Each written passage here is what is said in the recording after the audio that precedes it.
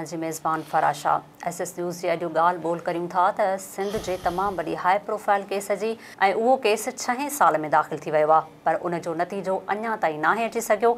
बसि तारीख़ जे मथां तारीख़ ऐं फ़रियादी धुर मां उमे रुबाब चांडियो तोड़ी इल्ज़ाम हेठि आयल सरदार ख़ान चांडियो ऐं ॿिया पेशनि ते अचनि था, पर ख़बर नाहे त हिन केस जो फ़ैसिलो छा थींदो। अॼु बि दादू जी अदालत में पेशी थी। पेशीअ दौरान उमे रुबाब चांडियो, सरदार ख़ान चांडियो अदालत में पेश थिया। अदालत में पेशीअ खां पोइ उमे रुबाब मीडिया सां ॻाल्हाईंदे कुझु ख़दशा रखिया आहिनि ऐं काउंटर में सरदार चांडियो ऐं उमे रुबाब जे ॻाल्हियुनि खे रद्द कंदे पंहिंजो मौक़िफ़ साम्हूं आंदो आहे। उन सॼी सूरत हाल ते अॼु ॻाल्हाईंदासीं त हिन केस जे हवाले सां सूरत हाल कीअं बीहंदी। मूंसां उमे रुबाब ऐं सरदार चांडियो जे केसनि जे हवाले सां तज्ज़िये लाइ मौजूदु आहिनि सीनियर तर्जुमा निगार ऐं SS न्यूज़ जो न्यूज़ इंचार्ज ख़ालिद चांडियो साहब। नाज़रीन, सभ खां पहिरीं तव्हां उमे रुबाब जो मीडिया आॾो अॼु पेश कयल मौक़िफ़ ॿुधो ऐं उन खां पोइ सरदार ख़ान चांडियो जेको मीडिया सां ॻाल्हायो आहे उहो तव्हांखे ॿुधायूं था ऐं पोइ असां उन ते तव्हांखे पंहिंजो तज्ज़ियो ॿुधायो त हिकिड़े पासे फ़रियादी धुर आहे ऐं त ॿिए पासे सिंध जे वॾे क़बीले जा सरदार आहिनि, पर ज़ाहिर आहे त केस हाणे अदालत में आहे, उन लाइ डिसाइड बि अदालत खे ई करिणो आहे। सभ खां पहिरीं तव्हां उमे रुबाब जो मौक़िफ़ ॿुधो। जीअं त अॼु ॿुधणी जे करे असां आयासीं, अक्यूज़ जेको आहे MPA बुरहान चांडियो उन जवाबदार जो वकील साहब अॼु गैर मौजूदु हुयो। कल्ह बि उन्हनि जो ई वकील साहब गैर मौजूदु हुयो, जंहिंजे करे केस डिले थी वियो ऐं अॼु जी तारीख़ रखी वई। अॼु बि हुननि इहो ई प्रैक्टिस जेका हमेशह खां रही आहे। असल में सवाल हिते इहो थो थिए त हीअ बौखलाइजी विया आहिनि। जेको अॻूणो MPA सरदार चांडियो आहे उहो इम्प्रेशन पब्लिक इम्प्रेशन ॾियणु थो चाहे। हमेशह ॾिसो मीडिया ते हिकिड़े अजीब क़िस्म जूं ॻाल्हियूं, बौखलाहट जो शिकार जीअं माण्हू हूंदा आहिनि, मेंटली डिस्टर्ब हूंदा आहिनि, इहे क़िस्म जूं ॻाल्हियूं थो करे त वाह हिननि जा गवाह फिरी विया आहिनि, गवाही नथा सही ॾियनि, शायदि गवाही सही न ॾिनी ऐं इन्हनि क़िस्मनि जूं ॻाल्हियूं। त सवाल हिते इहो पैदा थो थिए त पोइ हीअ केस खां भॼनि छो था।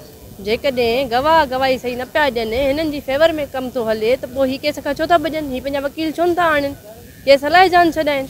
हीअ केस खां भॼी करे ई साबित करे चुका आहिनि 6 सालनि में त हीअ ॾोही आहिनि, छो त सबूत हिननि जे ख़िलाफ़ु आहिनि। जॾहिं सबूत हलंदा त ज़ाहिर हीअ फासंदा।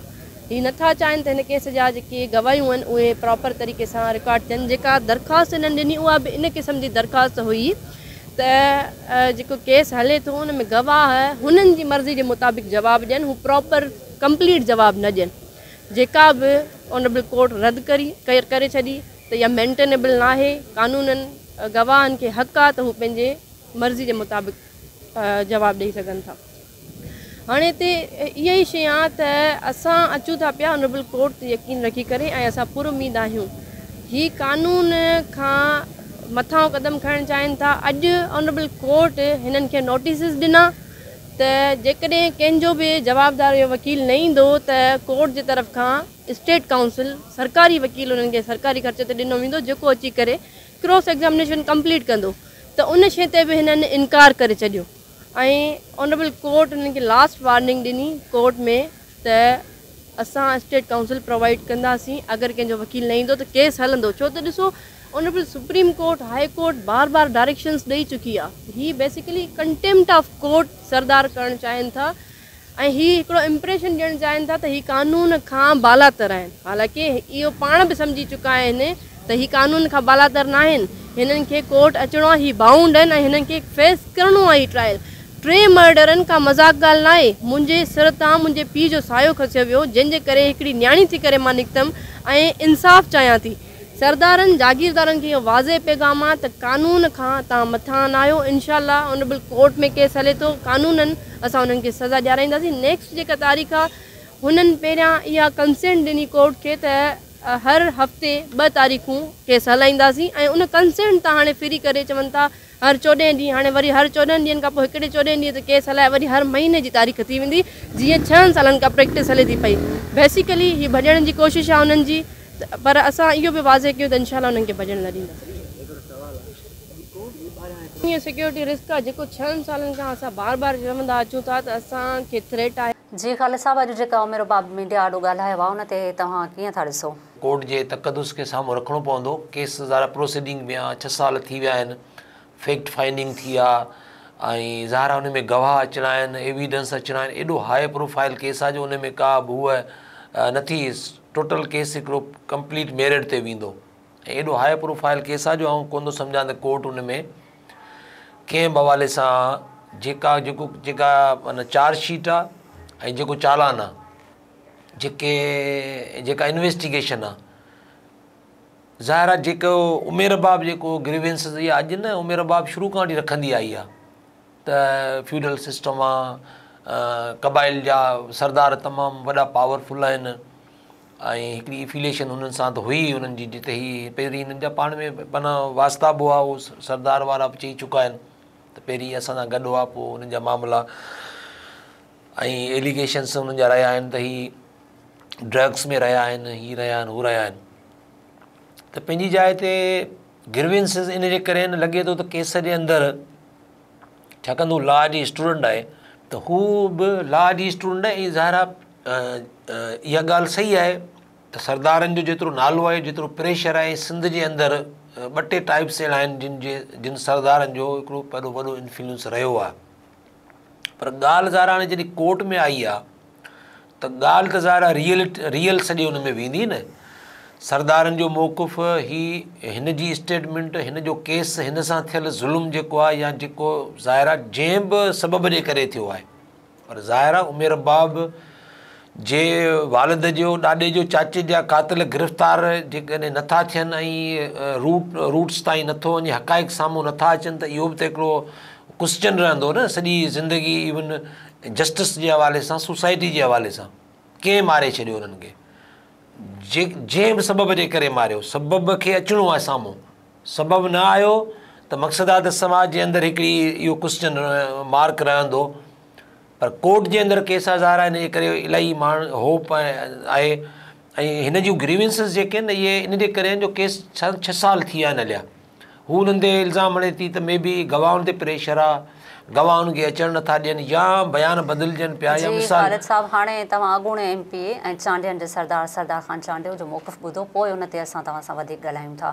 ॾाढो तव्हां कल्ह ई तव्हांखे ॿुधायो त असांजो जेको शहाब सर्की साहिबु आहे उहो सुप्रीम कोर्ट जे एजेंट ते हो, सुप्रीम कोर्ट खां एजेंटमेंट हुनजी वरितल हुई, उहो आयो कोन्हे।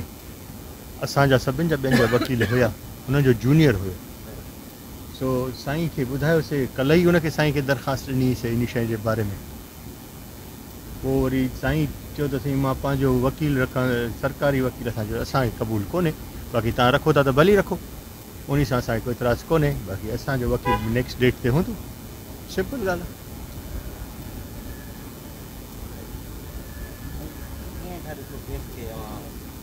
केस कूड़नि जो ढेर आहे, चवंदा आहिनि त लिखियल पने ते सही सां पंहिंजे सां हिकिड़ो बयानु ॾिनो अथनि, हिते वरी ॿियो बयानु ॾियनि था। कूड़ो सचो ज़ा जहान उहे पहिरें ॾींहं खां ख़बर पइजी वई आहे, ॿियो छा मसइलो आहे। बाक़ी तारीख़ूं आहिनि, कानून जो हिकिड़ो रस्तो आहे, त उहो रस्ते सां आयो।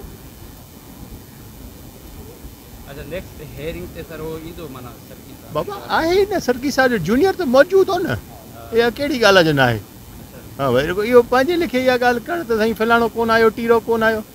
वधी जेका कल्ह मां ॿुधो आहे हुनजो बयानु, त उहो वीचारी खे पाण बसि 6 सालनि में वकालत पास न करे सघी आहे, त हिन महिल ताणी उहो पंहिंजा निकिरी ऐं पंहिंजा बयान थी ॾे। जी ख़ालिद साहब, तव्हां सरदार चांडियो जो मौक़िफ़ त ॿुधो, छा था सम्झो त सरदार चांडियो एतिरो पुरतमाद छा ते आहे? हिकिड़ी ॻाल्हि सही आहे त हींअर सरदार जो जेको टोन आहे न, जेको लहजो आहे, लबो लहजो आहे जेको न, उन में इलाही फ़र्क़ु आहे। इहा ॻाल्हि इहा ॻाल्हि इन ते कन्विंस आहियां। सरदार इलाही पहिरीं सरदार बाक़ाइदे लीगल माना आहे प्रोसीजर न, उन ते घणी रिलाए कंदो हुयो। चवंदो हुओ कानून आहे, असांजी अधी आहे। सरदार जी ॿोलीअ में टोटल माना तव्हांखे, पर वक़्त सां गॾु वाक़ई सरदार जे हुन में हिकिड़ी थोरी इहा हिकिड़ी आई आहे, जीअं अॼु माना थोरी तंज़ आई आहे, इहो चई सघां थो आउं, माना एज़ ए मीडिया एनालिस्ट आउं चई सघां थो त जीअं चए थो न त हिकिड़ी कानून जी जेकॾहिं आहे त उहा पाण ॿुधाए छॾे। ऐं गवाह ॾिसो, हिकिड़ो डेमोक्रेटिक ज़ारा सरदार पाण पीपल्स पार्टी में रहिया आहिनि, ठीकु आहे, ऐं हिकिड़ी डेमोक्रेसी सां आहिनि, ठीकु आहे। हिकिड़े रवायती समाज जे अंदरि कॉन्फ्लिक्ट थियनि था, दुश्मनियूं थियनि थियूं, मामला थियनि था, या कॾहिं कॾहिं क्लेशिस थी था वञनि उन में, पर उहो मैटर टोटल लीगल थी वियो आहे। कोर्ट जे अंदरि मौजूदु आहे। ठीकु आहे, उन में सरदार शुरू खां वठी इहा ॻाल्हि कंदा रहिया आहिनि। पर सरदार जे हींअर उन में पर उमेर बाब बि ज़ाहिरा एलिगेट करे थी, पाण जेकॾहिं उनखे रेशनल हूअं थी ॾिसूं त उमेर बाब बि एलिगेट करे थी, तॾहिं हू काउंटर में वरी हू बि पंहिंजी सरदारी जी थोरी उहो फील कराइनि था, छाकाणि त केस घणो हलियो आहे। ठीकु आहे, हाणे ज़ाहिरा शयूं जेके आहिनि से शयुनि जा हिकिड़ा कुदरती फेज़ थियनि था, पहिरियों मरलो, ॿियो मरलो, मिड मरलो, शयूं हाणे पंहिंजे फ़ैसिला कोन शायदि मरल हेॾा आहिनि, केस बिल्कुलु हाणे वेंदो पंहिंजे हुन ॾांहुं। ऐं केस जे अंदरि जेका नोयत आहे उहा बि लीगल आहे, हू बि पॉलिटिशियन आहिनि ऐं पंहिंजे हिसाब सां ज़ाहिरा हुननि जो बि आहे। त लॻे थो त शयुनि जे अंदरि इलाही जेके आहिनि से अंदरि कॉम्प्लिकेशन्स इन्वेस्टिगेशन में आहिनि या किथे आहिनि, हाणे इहो त कोर्ट फैक्ट फाइंडिंग कंदी, कोर्ट त एक्यूरेट वेंदी सॼे मामले ॾांहुं त किथे माना सिचुएशन बीहे थी, ऐं डिसीशन में जजमेंट जे अंदरि ज़ाहिर आहे एविडेंस पूरे जो पूरो तौरे तके कोर्ट खणंदी, इहो हिकिड़ो कोर्ट जो तरह रहियो आहे। पर हिकिड़ी ॻाल्हि सरदारनि खे थोरे जेको आदि उमेर बाब खे, जेको सरदार बि शुरू खां बि चवंदा आया हुआ इहा ॻाल्हि छॾणु खपे कोर्ट ते। ठीकु आहे, प्रेशर बि न डेवलप करणु खपे। जेकॾहिं न आहे का सिचुएशन, जेकॾहिं लफ़्ज़ इस्तेमालु करियां थो, जेकॾहिं गवाहनि जे हवाले सां, शाहिदनि जे हवाले सां या पुलिस जे हवाले सां या जेके बि उनजे प्रोसीजर जे अंदरि इन्वेस्टिगेशन जे हवाले सां किथे जेकॾहिं लफ़्ज़ चवां थो त का अहिड़ी इन्वॉल्वमेंट या का अहिड़ी आहे त उहो उनखे न्यूट्रल माना उनखे एज़ ख़ुदा करण या एज़ ऑनेस्टी तौरु पंहिंजो पाण सां माण्हू कॾहिं ऑनेस्टी कंदो आहे न, त उनखे छॾीनि। भले पुलिस जेको कुझु ज़ाहिरा इन्वेस्टिगेशन कयो आहे, जेकॾहिं गवाह आहिनि न आहिनि, उहो सॼो पुलिस ते छॾीनि, कोर्ट ते छॾीनि। हाणे पर हाणे ज़रूरु उमेर बाब जीअं चवे थी, बयान जेके आहिनि से माना उहा कंफ्यूजन माना हिकिड़ो शक ज़ाहिर करे थी, त इन मां थोरो घणियूं कंफ्यूजन्स बहरहाल हिकिड़ियूं पैदा जेके उहो साम्हूं अचनि थियूं। ऐं सरदार इलाही कॉन्फिडेंट हाणे इलाही पूरो एतमाद था नज़र अचनि, ऐं विच में हुननि जो थोरो माना एक्सप्लेन करण जो मीडिया सां सदाईं ॻाल्हि ॿोल कंदा रहिया आहिनि, ऐं करणु बि खपे ॿिन्ही धुरनि खे, त छाकाणि त हुननि जो राइट बि आहे। पर बहरहाल वरी बि कोर्ट मैटर आहे, ऐं हीउ एॾो सिंध जो एॾो हाई प्रोफाइल केस आहे, उन में उमेर बाब खे घणी जेका आहे सा उन सां हिकिड़ी सिंपैथी सोसाइटी जी, ऐं हिकिड़ी छोकिरी थी सॼे हुन सॼे केस खे, त इहो हिकिड़ो अदालती मैटर आहे। ऐं सम्झां थो त अदालत इन ते जेको डिसीशन कंदी उहो पंहिंजे फैक्ट फाइंडिंग सां कंदी, ऐं मामिलो उहो सम्झां थो त हिकिड़ो अची वेंदो इन जे हक़ीक़तनि जे बुनियादनि ते हिकिड़ो फ़ैसिलो अची वेंदो त हीअ जेके क़तल थिया इहे छाजे करे थिया, ज़ारा उहो जजमेंट ईंदी, कीअं थिया न थिया, केरु इन्वॉल्व हुयो, उहो सॼा अची वेंदा। नाज़रीन, उमेर बाब जे ख़ानदान जो क़तल केस जो फ़ैसिलो यकीनन अदालती खे ई करिणो आहे। असां उन ते तव्हांखे तर्जियो ॿुधायोसीं। ईंदड़ प्रोग्राम में वरी कंहिं मौज़ूअ सां गॾु हाज़िर थींदासीं। सदाईं गॾु। Thank U.